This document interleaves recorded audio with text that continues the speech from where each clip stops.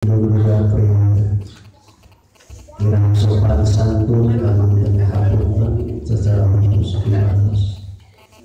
Oleh sebab itu, insya Allah anak kita kita simkuli dan hartos nama hartobik orang sasana itu menjalankan kalimatnya dari Allah ya takwa minkum ummatu yakuna ilal khair wa ya'muruna bil ma'ruf wa yanhauna 'anil munkar.